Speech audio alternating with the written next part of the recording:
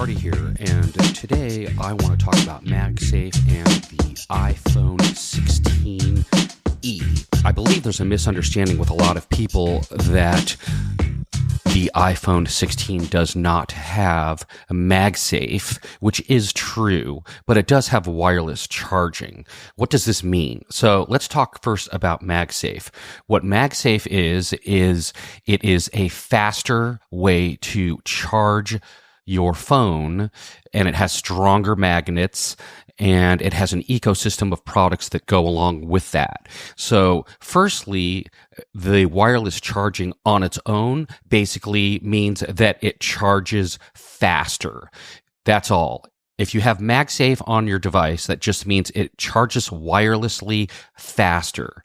You also have wireless charging, or what they call Qi charging. And what that means is it's just a slower way to charge wirelessly. So the iPhone 16e does have wireless charging. You can put your phone down on a wireless charger and it will charge, just not as fast as MagSafe charging. So if you have a iPhone SE, for example, that has wireless charging in it, which is the same wireless charging that's in the iPhone 16e, which means it's the same exact thing. You can still put it down on a wireless charging pad and it will charge it wirelessly as long as it's sitting on the wireless charging pad correctly. So that is in the iPhone 16, you do have wireless charging, just not MagSafe, which is just a faster way to charge your device wirelessly. So yes, that is a good thing. If you have an iPhone 16e, you won't even know the difference. It's exactly the same. The other thing is that there's an ecosystem of products. And with MagSafe, you just have stronger magnets. So that allows you to be able to click devices that are MagSafe compatible onto the back of your phone. So that can be possibly a battery, or maybe like a wallet, or a ton of other stuff. There's a whole ecosystem. Now, the thing that you can do to kind of add this functionality to your iPhone 16e is you can get a case that has MagSafe built into the case. What does this mean? This means your phone will not charge at MagSafe speeds. It's still going to charge at that same slower wireless speed. But what it does mean is that if you have a case that is MagSafe compatible, you can use those products and all the things that are in the MagSafe ecosystem, except, of course, a battery. But anything else, like the wallet or all those other ecosystem of products, will work on a case that does have MagSafe built into it because it has those stronger magnets. So I hope this clears some misunderstanding up for people. And if you have any questions, you can always reach out.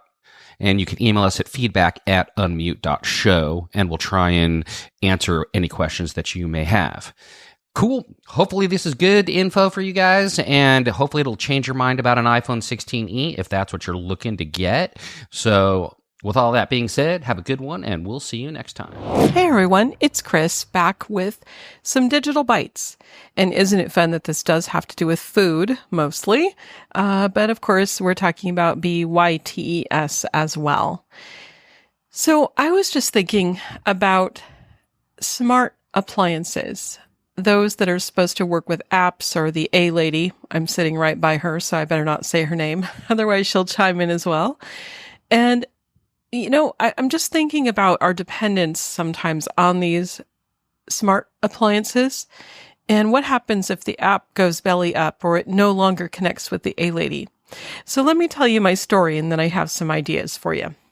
So back in 2016, in Thanksgiving time, I absolutely ruined my pressure cooker. I had a stovetop pressure cooker, was cooking a wonderful turkey, I think it was turkey breast, just a great big hunk of turkey, and it was just great, except that it took longer than I thought, and the pot ran dry, and I had to turn it off and rescue it, and it was the best turkey breast I'd ever had, mostly, except for the bottom part. And so just a month later, my brother told me that he ordered an Instant Pot.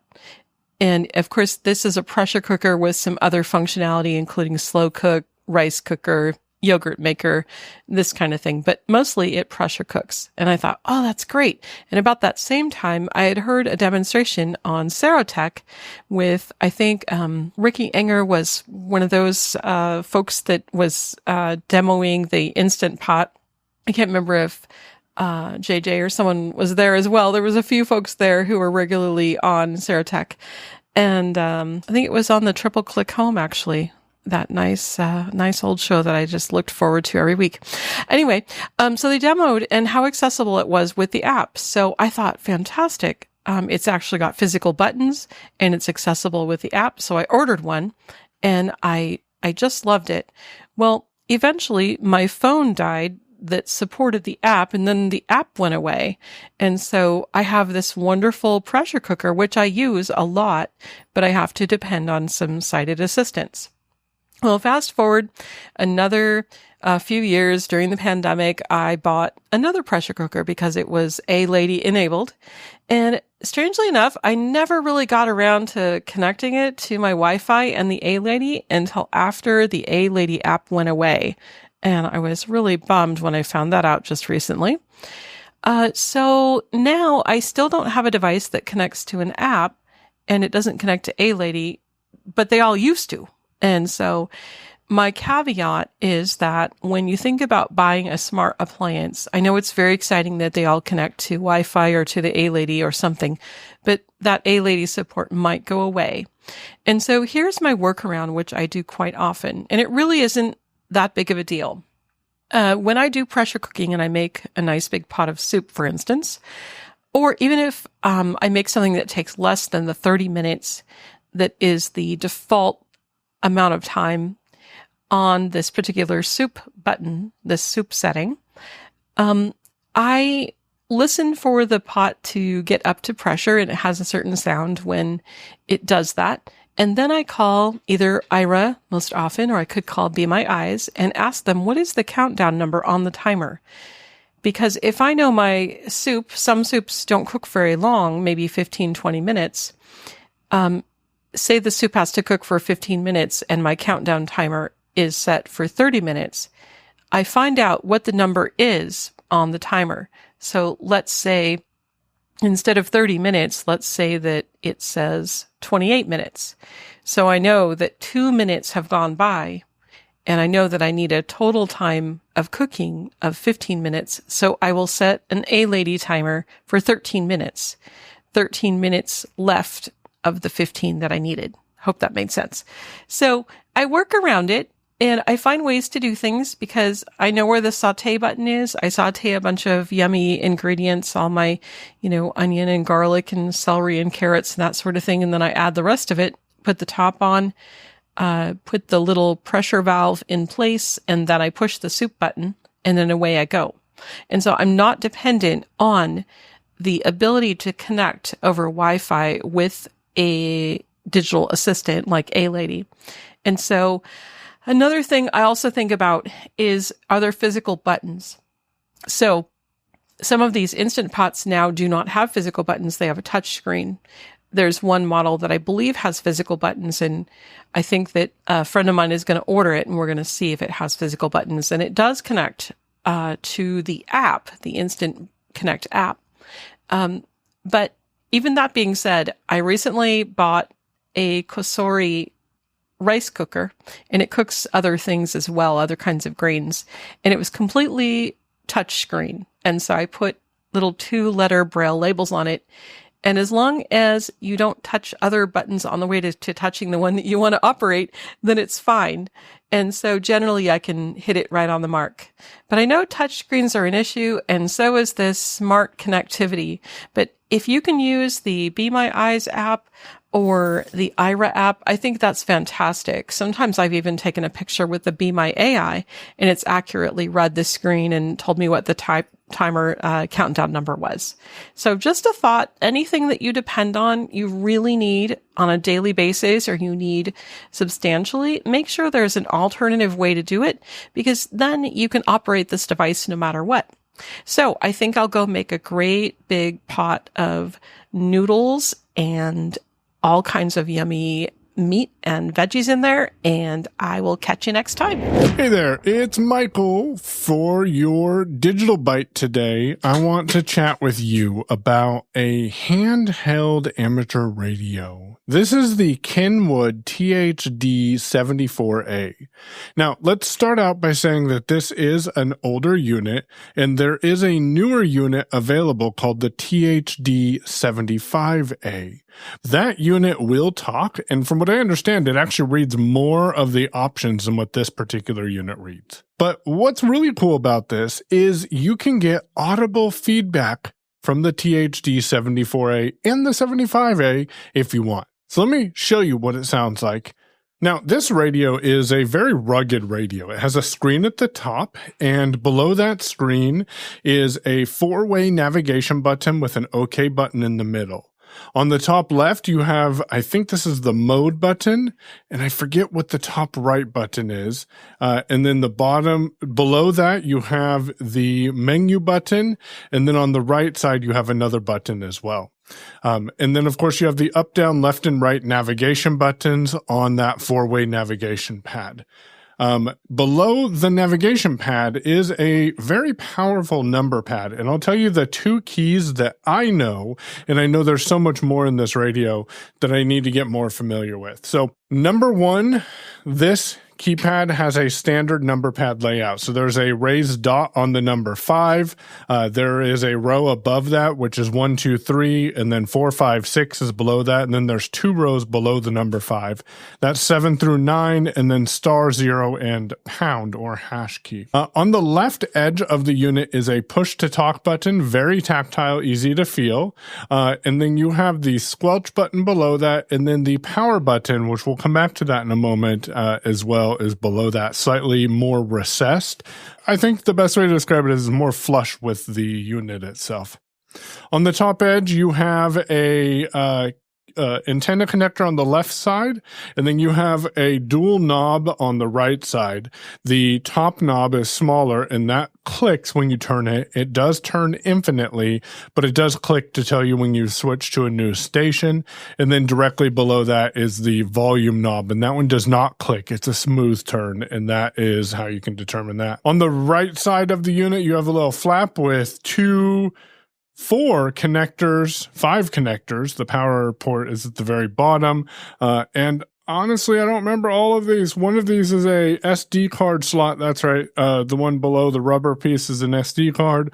And then below that, I think, is the USB port. And then there's a wireless mic and headphone jack on here as well. And below the number pad is a speaker grill.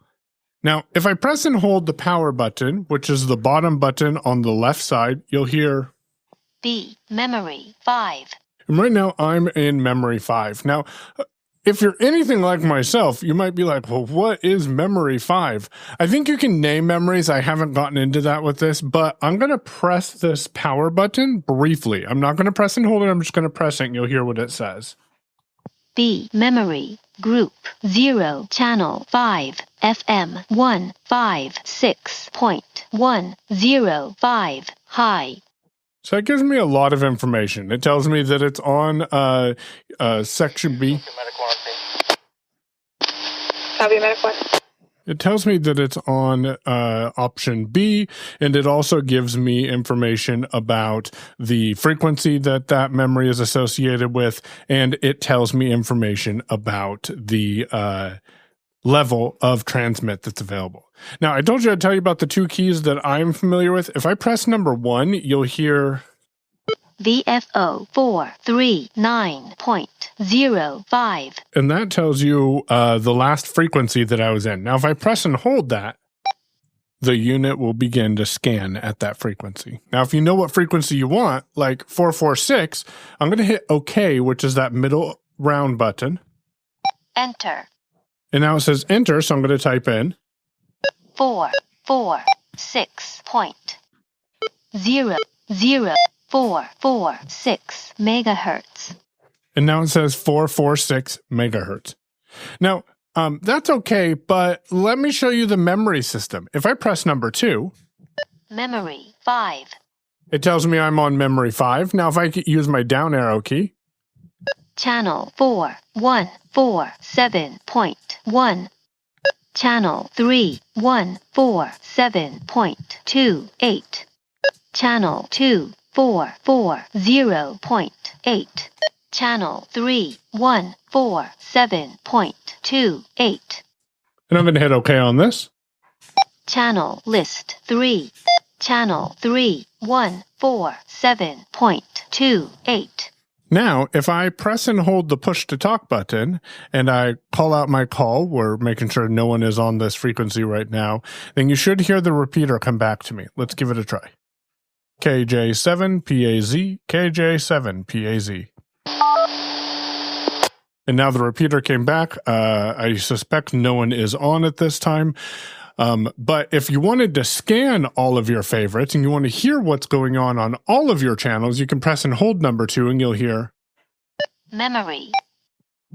And when you hear that high-pitched beep, that tells you that you are now scanning. So pressing and holding number 1 will let you scan frequencies, and pressing and holding number 2 will let you scan memories. And then, if you're done with the radio, you can press and hold the power button, and that turns the unit off. That's a brief overview of the Kenwood TH-D74 radio.